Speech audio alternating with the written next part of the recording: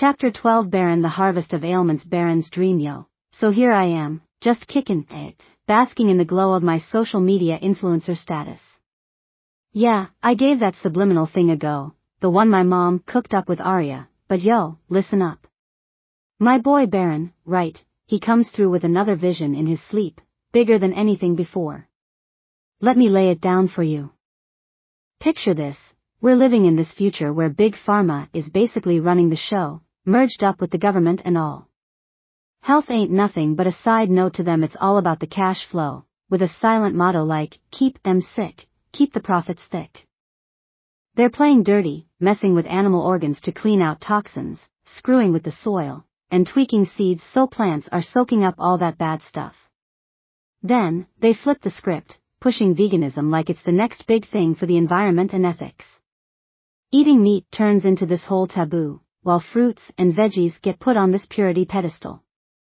As everyone hops on this vegan wave, they don't even know they're part of some twisted experiment that's cooking up a whole new batch of sicknesses, hooking folks on meds left and right. Fast forward, and the first crew of hardcore vegans start hitting these wild health snags, stuff that's got the doctors scratching their heads. A few rogue scientists and truth-tellers try to blow the whistle on the whole plant-based scam, but they get shut down by a society that's been brainwashed to ditch meat and a government that's keeping critics on the hush. But yo, let me hit you with this real talk. On the fringes, there's this whole movement brewing, right? It's fueled by folks who've been wrecked by these new school illnesses like pre-diabetes, nutrient deficiencies, hypothyroidism, kidney stones, digestive issues, oral allergy syndrome OAS, acid erosion of teeth, fructose malabsorption, carotenemia, leaky gut, bacteria overgrowth and more. They're on a mission to flip the script, diving deep into the essence of Earth, where the real magic happens. They're all about cleansing their own DNA first, tapping into those sound frequencies that just hit different, you know? I mean, this is a real movement, y'all. It's like they're tuning themselves up to vibe with the Earth, getting their hands dirty to heal the soil from the ground up. This squad, they're not just about growing clean eats in secret spots still pure from the world's mess. Nah, they're the pioneers leading the charge in a fight to purify what's been tainted, to reveal the truths buried under heaps of lies that got a whole generation twisted. Come on y'all, when did you ever hear about people getting sick from fruit and vegetables like they are now? I seen a girl on Instagram pregnant that only eats fruit and vegetables and the doctor told her she was pre-diabetic. They got carnivores coming out that can only eat meat to stay well. Something is definitely wrong. So, this movement of folks, they're deep into this struggle, using vibrations to unlock a level of healing that's all about transforming not just themselves but the very ground we walk on. It's bigger than just dodging the control these food moguls try to slap on our plates. This battle? It's for the soul of humanity, to liberate us from a cycle of sickness, to restore the balance with nature that's been knocked sideways by those claiming to look out for us. They're the real MVPs, showing us it's possible to break free, to cleanse, to grow something pure out of a world that's been poisoned.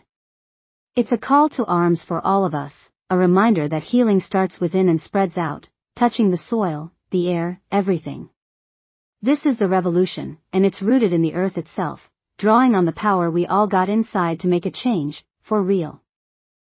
In the story of Baron, as told by his mother Brandy, we delve into a narrative that intertwines with significant historical moments, drawing parallels between the past and a fictional future. During the 1960s and 1970s, amidst the civil rights and black nationalist movements, there was a notable shift towards plant-based diets. This wasn't just a health trend, but a form of protest and empowerment. Prominent figures like Dick Gregory and the Nation of Islam advocated for these dietary changes as part of a larger fight against oppression, aiming to reclaim both physical and spiritual health. In the world of Baron's story, veganism is portrayed in a dystopian light, controlled by powerful conglomerates. This mirrors the past where black conscious groups adopted vegetarianism and veganism not just for health reasons, but as a stand against societal norms and oppressive government policies. Dick Gregory, a civil rights activist and comedian, championed a plant-based lifestyle, linking it to the struggle against racial injustice and the pursuit of improved health in the African American community. This act of adopting a plant-based diet was seen as reclaiming control over one's life and choices in a society that imposed restrictions even on food. This fictional future exaggerates the concept, showing a world where diet control is a means of oppression rather than liberation. However, the narrative reminds us of the historical significance of dietary choices as a form of societal control and individual resistance. The story underscores the impactful nature of what we consume and the symbolic importance it holds in both history and our imagined futures, highlighting the ongoing battle over dietary choices as a reflection of broader societal struggles. So, y'all, let's talk about Baron's dream, aight? What if, like eatin' too much of them sweet fruits, 'cause they got that natural sugar, could straight up lead to pre-diabetes?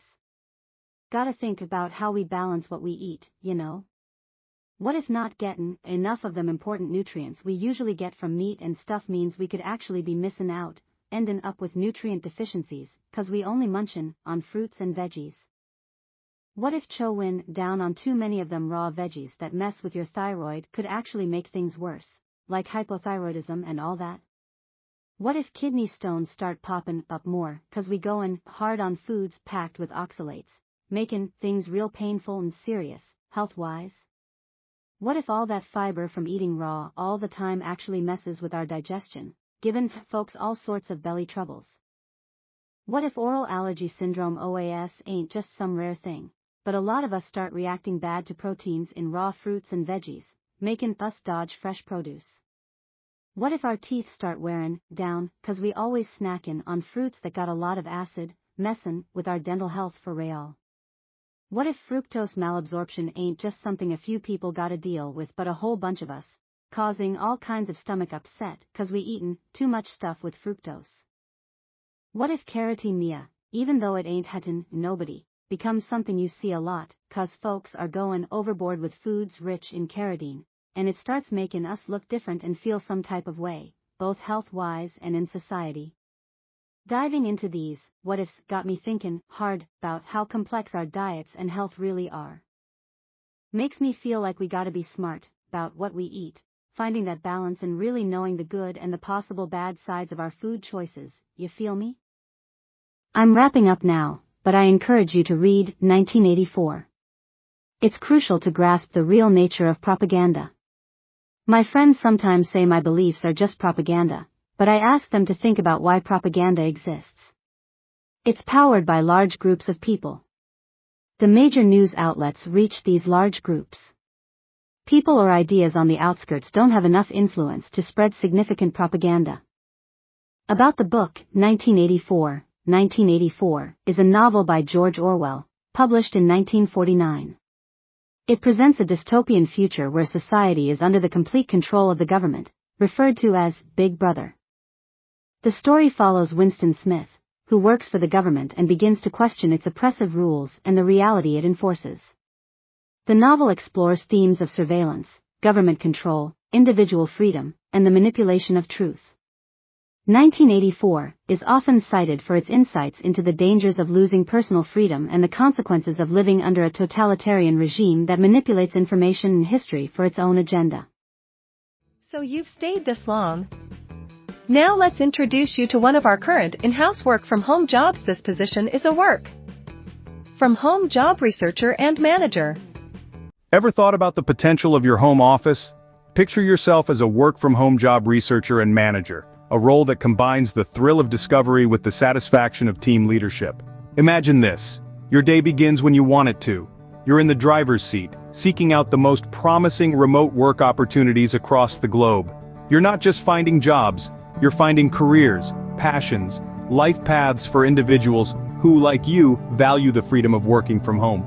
Your keen eye and analytical mind are put to the test as you review and approve submissions from an array of talented individuals. Your role here isn't just about managing, it's about making a real difference in people's lives.